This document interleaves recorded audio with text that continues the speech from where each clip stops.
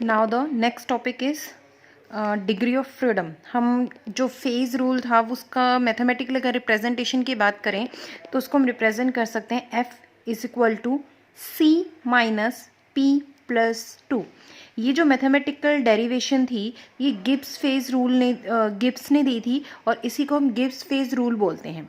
इसमें F का मतलब है number of degree of freedom, C number of components and P number of phases. इन सब चीज़ों को हम अलग अलग काउंट करना सीखेंगे। How the count number of phases, number of component and number of degree of freedom. First we study about number of phases. अगर मैं नंबर ऑफ फेज की बात करूं तो जो नंबर ऑफ फेज हैं अगर हम उन्हें कंसीडर करना है तो उसके लिए हमारा जो सिस्टम है हम उसमें हिट्रोजीनियस सिस्टम कंसीडर करते हैं।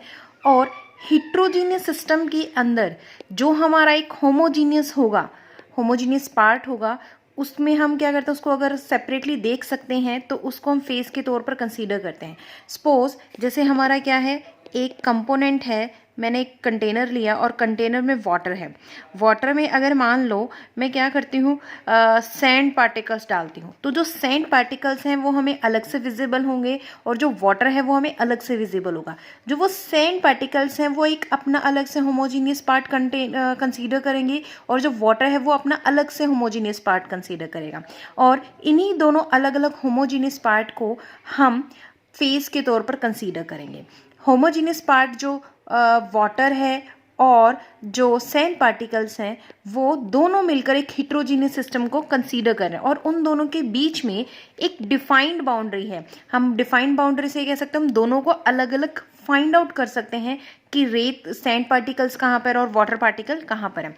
दूसरी कंडीशन फेज के लिए क्या होती है, जो फिजिकली और केमिकली डिफरेंस होता है पार्ट में वो भी हम काउंट कर सकते हैं। जैसे अगर हम बात करें तो पानी और वाटर और सैंड पार्टिकल को हम सेपरेट कर सकते हैं आसानी से, मैकेनिकली भी सेपरेट कर सकते हैं, किसी प्रोसेस से केमिकली भी सेपरेट किया जा सकता है। जब हम दो फेजेस को अलग अलग सेपरेट कर सकें किसी एक मेथड के थ्रू तो उनको हम फेज हिट्रोजीनियस फेज में कंसीडर कर सकते हैं। कोई भी आपके दो पार्टिकल हैं वाटर की और अगर मैं सैंड की बात करूं तो हम उनको फिल्टर करके सेपरेट कर सकते हैं, वो एक मैकेनिकल सेपरेशन हो गया। इस तरह से दो हमारे पास डिफरेंट फेज हो गए। डिफरेंट फेज काउंट करने के लिए और मैंने कई यहाँ पर एग्जाम्पल लिए हैं। अगर हम कंसीडर करते हैं, सबसे पहले अगर मैं कोई भी प्योर सब्सटेंस कंसीडर करती हूँ, जैसे मैंने सिर्फ हीलियम की बात की, हीलियम प्योर फॉर्म में है, या फिर कोई भी सब्सटेंस अगर मैं प्योर फॉर्म में कंसीडर करती हूँ तो वो हमेशा फेज 1 होगा। उस प्योर का मतलब उसमें कोई भी इंप्योरिटी नहीं होनी चाहिए, सिर्फ आपका वो एक ही सब्सटेंस होगा।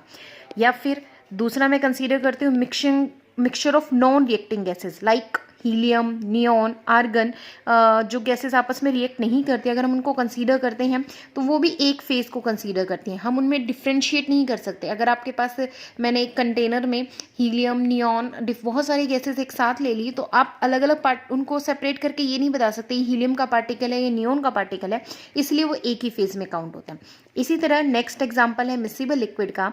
अगर मैं मिसिबल लिक्विड की बात करती हूँ तो मिसिबल लिक्विड जैसे लाइक आप घरों में देखते हो तो वाटर और मिल्क का यूज़ करते हो। आप वाटर और मिल्क में जब एक दूसरे को मिक्स कर देते हो तो आप उनको सेपरेट नहीं कर सकते, आपका पानी और मिल्क एक ही हो जाता है और उनका फेज 1 ही काउंट होगा। ऐसे ही आप अल्कोहल वाटर को कंसीडर कर सकते हो। अल्कोहल में जब वाटर मिलाते हैं तो आप लोगों को पता है अल्कोहल हर अमाउंट में डिजोल्व हो जाता है वाटर के अंदर, चाहे आप ज़्यादा अमाउंट लो अल्कोहल का या फिर कम अमाउंट लो, हमेशा वो कांस्टेंट रहते हैं, पूरी तरह से डिजोल्व हो जाते हैं। वो मिसिबल लिक्विड में आते हैं तो वहाँ पर भी फेज 1 ही होगा। हम अल्कोहल वाटर को सेपरेट करके नहीं देख सकते, वहाँ पर डिस्टिंक्ट बाउंड्रीज नहीं होंगी। नेक्स्ट आता है non miscible liquid. Non miscible liquid ले सकते हो आप बेंजीन को ले सकते हो वाटर के अंदर, या फिर सिंपल सा एग्जांपल घरों में जो होता है हम उसके अकॉर्डिंग कंसीडर करना चाहें तो ऑयल और वाटर का एग्जांपल हो सकता है। आप ऑयल को अलग देख सकते हो और वाटर को अलग देख सकते हो। तो इन दोनों में हमारे पास दो अलग अलग, दोनों ही लिक्विड फेज में हैं लेकिन दोनों की डिस्टिंक्ट बाउंड्रीज होगी। आपको वाटर अलग दिखाई देगा और ऑयल अलग दिखाई देगा। दो अलग अलग पार्ट दिखाई देने की वजह से हम उसको दो फेज में कंसीडर करते हैं। वहाँ पर फेज कितने होंगे, 2। एक्वा सॉल्यूशन की बात करते हो, एक्वा सॉल्यूशन जैसे मैंने क्या किया, सोडियम क्लोराइड को वाटर में डिसोल्व किया, सोडियम सल्फेट को वाटर में डिसोल्व किया, या फिर KMnO4 को वाटर में डिसोल्व किया। तब KMnO4 को वाटर में डिसोल्व करने के बाद या फिर NaCl को वाटर में डिसोल्व करने के बाद आप उनको सेपरेटली नहीं देख सकते कि पार्टिकल कहाँ पर है वाटर के और उसमें, तो वहाँ पर फेज कितने होंगे 1। ऐसे ही मैं नेक्स्ट कंसीडर करती हूँ सेचुरेटेड सॉल्यूशन कंसीडर करते हैं हम, जिसमें एक्सेस ऑफ सोल्ट है, कंटेनिंग कर रहे हैं, एक्सेस ऑफ सोल्ट है सेचुरेटेड एक्वस सॉल्यूशन कंटेनिंग, और उसमें अगर हम कंसीडर करेंगे तो उसमें 3 फेज होंगे। जैसे मैंने पानी लिया और पानी में नमक डिसोल्व किया, तो डिसोल्व करने के बाद एक टाइम ऐसा आता है जब उसमें और अमाउंट ऑफ सोल्ट डिसोल्व नहीं होता, तो जब अमाउंट ऑफ सोल्ट और डिसोल्व ना कर पाए उस कंडीशन को हम सेचुरेटेड कंडीशन बोलते हैं, कि सेचुरेशन पॉइंट आ गया अब इसमें और डिसोल्व नहीं होगा।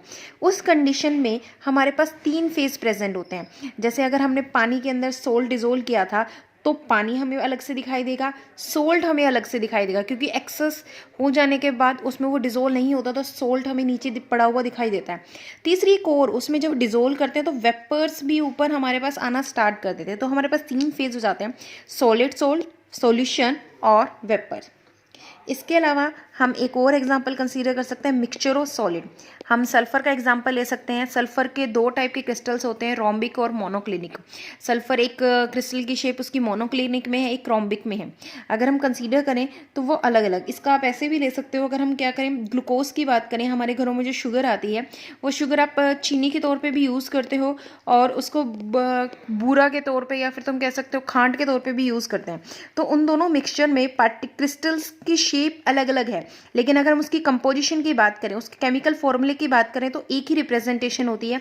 इसलिए वहाँ पर हम उनको जो फेज होते हैं अलग अलग, कंपोजिशन एक ही होती है लेकिन दोनों की क्रिस्टल्स की शेप अलग अलग होती है, और हम उनको आसानी से डिस्टिंग कर सकते हैं कि चीनी कौन सी है या फिर बूरा कौन सी है, तो इसीलिए उनको हम 2 फेज में कंसीडर करेंगे। नेक्स्ट मैं एग्जांपल लेती हूँ, आइस, वाटर एंड वेपर।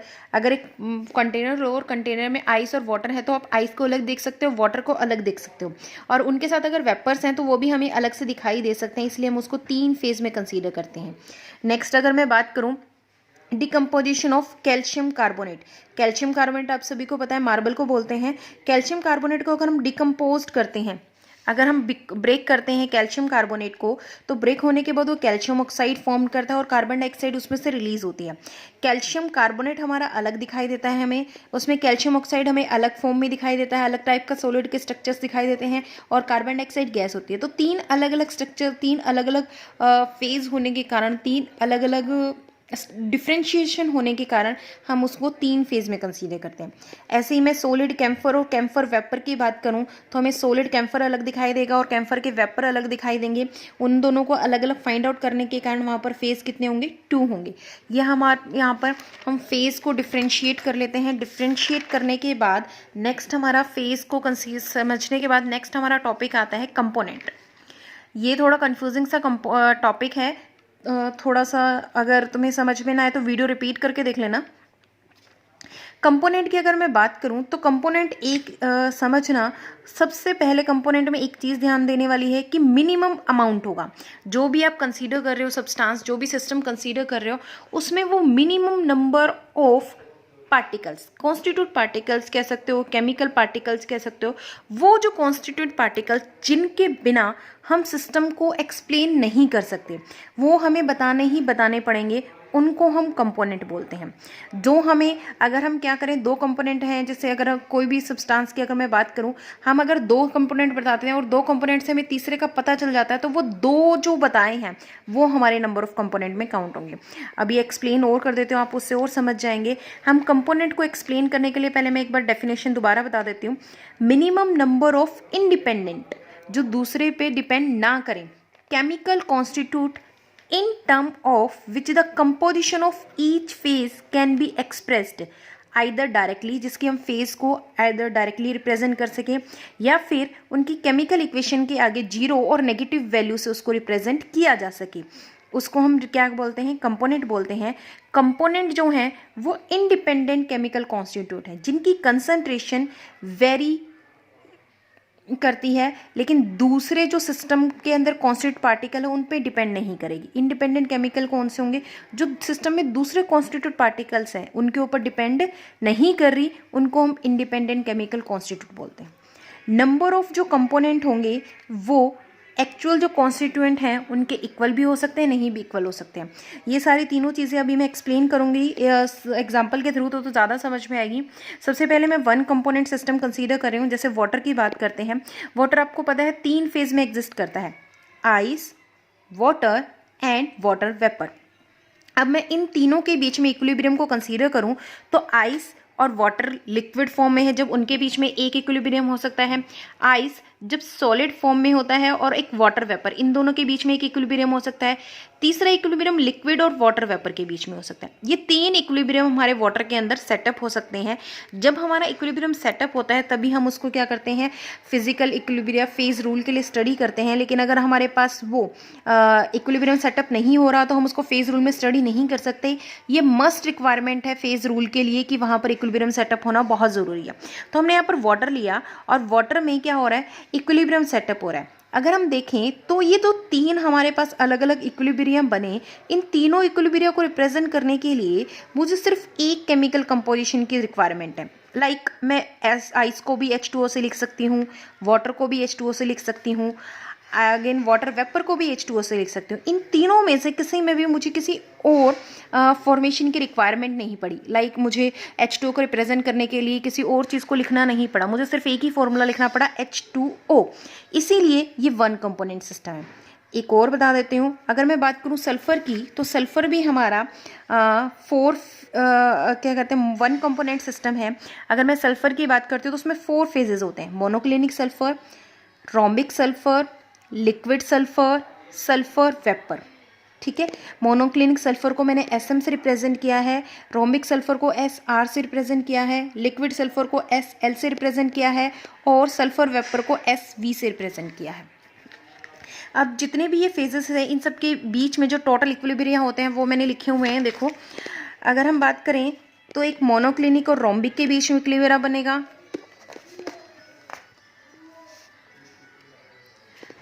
ये देखो, मोनोक्लिनिक और रोम्बिक के बीच में इक्विलिब्रियम है, मोनोक्लिनिक और लिक्विड के बीच में इक्विलिब्रियम है, रोम्बिक और लिक्विड के बीच में इक्विलिब्रियम है, मोनोक्लिनिक और वेपर के बीच में इक्विलिब्रियम है, लिक्विड और वेपर के बीच में इक्विलिब्रियम है। ये इक्विलिब्रियम है और इन सारे इक्विलिब्रियम को हम इस तरह से इसे एक इक्वेशन के थ्रू रिप्रेजेंट कर सकते हैं। अब मुझे किसी भी इक्वेशन को रिप्रेजेंट करने के लिए सल्फर की कंपोजिशन चेंज करने की रिक्वायरमेंट नहीं है। मैं मोनोक्लिनिक सल्फर को भी S से रिप्रेजेंट कर सकती हूँ, रोम्बिक सल्फर को भी S से रिप्रेजेंट कर सकते हो। आप सभी को पता है सल्फर का जो फॉर्मूला होता है वो S8 होता है और मैं किसी के लिए भी S8 को लिख सकती हूँ। और जो ये S8 लिखा, इसका मतलब सिर्फ एक ही रिप्रेजेंट की केमिकल की, दूसरा कोई केमिकल कंपोनेंट रिप्रेजेंटेशन की जरूरत नहीं पड़ी। तो इसका मतलब ये कितने कंपोनेंट सिस्टम हो गया, वन कंपोनेंट सिस्टम हो गया।